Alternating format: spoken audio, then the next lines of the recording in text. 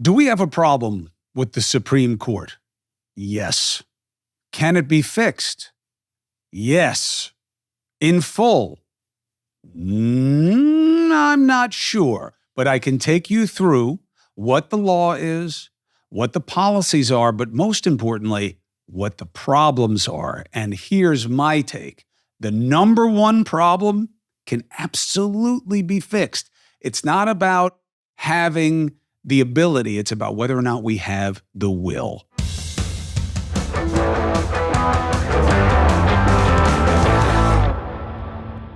I'm Chris Cuomo. Thank you for joining me for another episode of the Chris Cuomo Project, where I'm breaking down some of the sticky stuff that's troubling us in our society. Appreciate you following, subscribing, being a critical thinker, being a free agent, wearing your independence by getting your merch, but also by getting away from the parties. Because if you're going to be a critical thinker, you can't just be a pack animal and a lemming that just follows people because that's your team, okay? And that takes us to the Supreme Court. We have several obvious issues, okay, in no particular order. But I'll put the one that matters to me last. One, they can be there forever. Two, they don't have to tell us enough about what conflicts and financial arrangements that they have. And three, there is this fugazi fallacy that they are above politics and never have to give any indication of how they feel about anything, even when confronting the Senate body that is supposed to give advise and consent to the president's nominee choice. How do they do that when they don't know a damn thing about the people? Now, the real answer to that last point is they do know. And they know what they want and they know what they like, and both sides play this game, which is why we see it play out the same way every time somebody new is selected, so much so that when these men and women get on the court, they vote with the party's interests that put them there so often that when they don't, you know them by name. Now, here's what we know. SCOTUS is an easy legal walk for you, okay? You just Google Article 3, Section 1. Now, it's very interesting. The Constitution only creates, in and of itself, the Supreme Court. Did you know that? The Constitution gives Congress the ability to create all lower courts. It's interesting. Why does the president get to nominate and they're fundamentally select a Supreme Court judge? Why wouldn't that have been left to the body? Hamilton made a very interesting case in the Articles of Confederation. One man's perspective is better than a body's because of the varied interests. You know, it reminds me of the joke, what is a zebra? A horse made by committee. So Hamilton believed that it was better to have the fruit of one mind, but you got to question that. Really, with something as important as a Supreme Court justice. Now, another point, why are there only 9? That's not in the Constitution. So there is an ability to control. Where'd that come from? Well, just like FDR spooked Congress, really both houses, with wanting to limit how many terms a president could have as he went for 4. He also tried to pack the court, which also spooked his own party. So they were able to put a restriction in place. Now, remember this. The Supreme Court is unique in that it is the ultimate form of reviewing laws, treaties, and the Constitution itself. What's interesting is that what the Supreme Court seems to do most these days is what? Review the constitutionality, or what they call constitutional questions that arise in legislation. Now, interestingly, that is not an enumerated power in the Constitution. That was given by judicial decision by the Supreme Court itself in 1803, and of course, the very famous case of Marbury versus Madison that gave us the principle of judicial review. Isn't that interesting? That what they seem to do most often, they were not given the power to do in the Constitution itself. Now, the process is that the president nominates somebody. Okay? Most often that's done from a list that his staff gives him of who their party likes. Okay? That's just the truth. And whether on the left, they're trying to pick diversity candidates, or on the right, they want to get back to people who are going to be very conservative, right? unless they want an expansive reading to meet their politics. And we saw that with Scalia, expanding our understanding of the Second Amendment. And people can just, no, that's not true. No, he didn't. He took us back to the reading of the Constitution. No, he didn't. There had never been a judicial reckoning by the Supreme Court vis-a-vis the Second Amendment that found an individual right, meaning that each of us gets to exercise what happens in the Second Amendment until that case, okay? That's just a fact. Small businessmen, lone wolves. We got to find efficiencies. That's why I believe in Indeed.com. We got too much stuff to do to be hopping from site to site and interacting in different ways at different times. Indeed.com allows you to attract and interview and vet and hire all in the same place. And right now, because they want to hook me up because they're trying to help my business, you get a $75 credit if you go to Indeed.com/ChrisC, and it'll be a boost to your hiring that you do on the site. 3 million businesses use Indeed.com. So obviously, they're doing something right. And what they're doing is they're creating efficiencies for small businesses. So we got too much coming at us, too much to do, even if it's just water and flowers like I'm doing now. Indeed.com/ChrisC. Get your $75 credit. They'll help you along. It's the right way to do it. Now, here's my beef. President nominates. The Senate has the constitutional authority to give advice and consent. What does that mean? To vet. And they, through their own rules, have turned the vetting into a voting, okay? So now it's two-layered. You got to get through committee, which has partisan numbers, right? And then you go to a simple majority vote of the entire Senate body. There's nothing in there about qualifications, meaning that a president could nominate you to be a Supreme Court justice. You don't have to have any experience. Just saying. Why? Because it was assumed that he would pick the right people. I mean, that's just the way it was. Now, here's my problem with this process. Advise and consent. Meaning what? They've created a culture where they don't require these men and women to say anything about their politics. They've adopted something that sounds like legal reasoning, but it isn't. It's just convenience.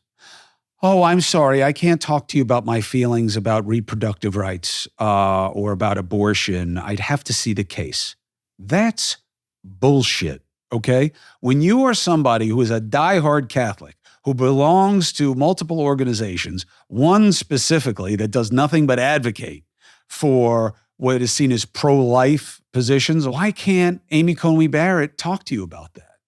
Why can't, anyone on the left talk to you about that and what their politics are?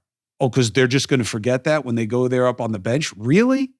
Again, then why do these men and women vote with the interest of the party that put them in there so often that you know them by name when they don't? Why? Oh, well, because you're confusing. There's a distinction here that makes a difference, which is it's just that if you have an expansive view of the Constitution, then you find ways that the Democrats like. And if you have a conservative way, then you find the way that the Republicans like. No, not always. Not always. And if that were true, you wouldn't have seen Roe v. Wade, which wasn't a great reasoned, obvious, no-brainer decision, right? The penumbra of rights and all this other stuff. Roe v. Wade wasn't the strongest one, but it was stare decisis. It had been tested a bunch. And every judge on the right has always said, well, it is precedent. It is stare decisis. You know what they don't tell you? You know when something that's stare decisis becomes non-stare decisis? When the court decides. They don't need a different vote. So that's the biggest fix that I see, is that our Senate should ask them about their politics and they should be directed to answer or they won't be conferred. And both sides should allow it. And that's not about the Constitution because there's nothing in there about your qualifications. So they make up those rules. And they have allowed this game to continue. And it's hurting us because these men and women are political. You don't think Clarence Thomas is a conservative? You don't think Sotomayor is a liberal? You don't think Ruth Bader Ginsburg was a liberal? And I'm not saying that that's good or bad. I'm just saying it is what it is. You want more people on the court? You could have that too. Do I think you should? I don't know. I'd want to see it debated. Can you have people be older? I think that's tricky. Why? Because you fall into the same thing that you do with term limits. Now. No, you don't. Because they chewed on whether or not to have term limits at the Constitutional Convention and decided against it. That's not the case when it comes to top-end age requirements or restrictions on the Supreme Court. They just said as long as they're in good behavior, and that's seen as being suggestive of lifetime appointment. Now, others have argued that you could do it by law where you take them off the court at a certain age and put them somewhere else in the judiciary. So they still have the appointment, but, whatever. But it hasn't been seen that way. So that means it would take a constitutional amendment. Do I think that that should be a constitutional amendment? Yes, I do. I don't think you should have the biggest questions in your society decided by minds that aren't at their best.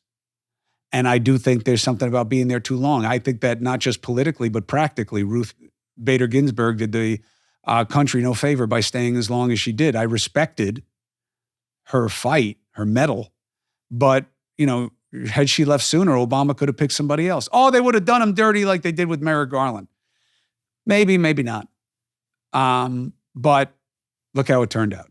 I'm not faulting her. She was an amazing justice. Created such a great legacy, especially for women. And I loved her idea of how many women on the Supreme Court is enough. And she said, all of them. Why not? You've had all men. Why wouldn't you have all women? I love that answer. And I love how it messes with your assumptions about what's okay. So, can you change the Supreme Court for the better? Yes. A couple of the ways are really hard, though. Why? You'd need a constitutional amendment. Or you'd need a big legal fix to expand it. But two of the changes you could do are political, and one's already happened, and one could really happen easily. One is have these people talk about their politics when you vet them. Stop with this bullshit that they can't talk about their politics. It's got to be about the case, because we know it doesn't bear out that way. And this Clarence Thomas stuff that's come out now is as much a reminder of their politics as it is about their disclosure and their finances. Now, the Supreme Court has its own rules. Justice Roberts has said, oh, yeah, we're going to look at those and make it more transparent. First of all, what does it tell you that the Supreme Court had these cryptic rules about their disclosure? I'm telling you, power is an immutable aim, okay? And even the best of us are as susceptible as the rest of us when it comes to making things easy on themselves. But the good news is that can be fixed by legislation, and the Biden administration has the Courthouse Ethics and Transparency Act that requires the Supreme Court to do what the lower courts do, put things out sooner, put more things out, and put them online so everybody else can see it. Because look, this stuff with Clarence Thomas fails the smell test. It just does. Well, they don't make a lot of money, so they're allowed to have rich friends. Again, it's the semblance of impropriety. If you know that I have a big rich friend that pays for a lot of my stuff, you don't think that I have a conflict when I'm dealing with that guy? Oh, but they're not covering the person directly. Oh, but you don't think that their politics become more persuasive to me when they're buying me all this stuff and they happen to be incredibly politically active and employ my wife and motivate her politics? Come on. So first, be straight about your politics. You can be fair and have political leanings, okay? And two, be transparent and put it all out there and let people judge what matters and what doesn't. You want to be a public servant, serve the public. So, can you have more? Yes. Can you have them get out when they're older? Yes, but you need a constitutional amendment. Can you have better? Absolutely. Tomorrow. You can have the vetting process of advise and consent include their political inclinations and their past, and you can have transparency in who's paying their bills and taking care of them. We can do better.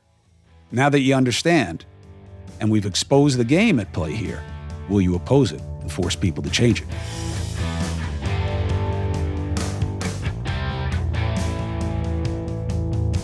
Thank you very much for joining me here. I'm Chris Cuomo. Thank you for subscribing and following to the Chris Cuomo Project. I'm very happy to do a little homework for you, do a little research, break some things down, expose them for you so that you can decide whether to support or oppose. Let's get after it, my brothers and sisters. We only get one chance at this. And life, that is. Take care of yourselves and take care of the people you care about. I'll see you next time.